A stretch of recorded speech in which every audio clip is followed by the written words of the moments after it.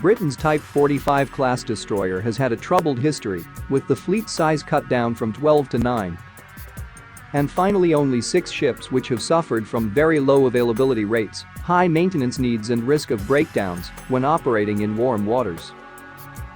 The ships have been much maligned for their lack of versatility and underwhelming firepower, and despite being considerably larger, they carry only half the firepower of modern US and Japanese Aegis destroyers, a fraction of the missiles of the latest Chinese Type 055 class.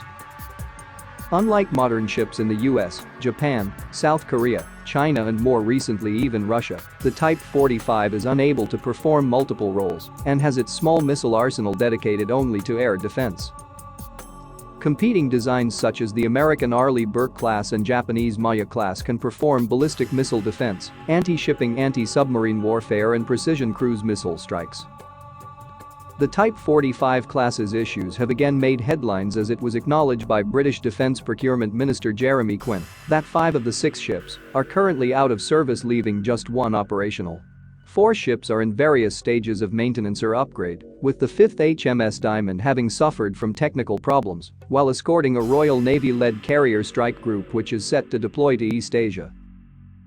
The revelation comes at a particularly embarrassing time for Britain as it seeks to project power east of the Suez Canal in a way it has not done for decades, with a fleet that falls far short of requirements.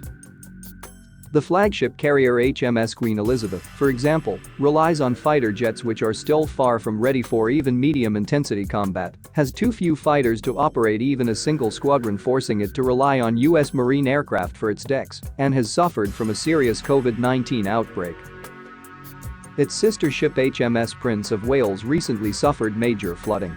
The Ministry of Defence did not specify the cause of the problems with HMS Diamond, which forced it to head back, but this was very likely to be related to long-standing power and propulsion reliability issues which were widely speculated by British media. Chairman of Britain's Defence Select Committee Tobias Ellwood claimed that the Type 45's availability rates illustrated that Britain needed a bigger navy, although how the size of the fleet could be seen as a cause for poor reliability and difficult maintenance remained uncertain. He stated, "It's an operational concern.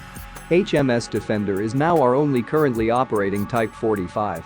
If that ship experiences propulsion problems, which we have seen across the Type 45 family, then the carrier strike group will be forced to lean on a NATO ally to ensure we have destroyer protection.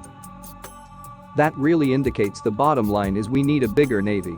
It was not acceptable that the RN availability of Type 45 is now reduced to a single ship, he concluded. Facing economic decline and 2 very serious economic crises in 2008 and 2020, the Type 45 may be Britain's last destroyer class, as the affordability of a replacement remains highly questionable, with an expansion of the destroyer fleet being very unlikely.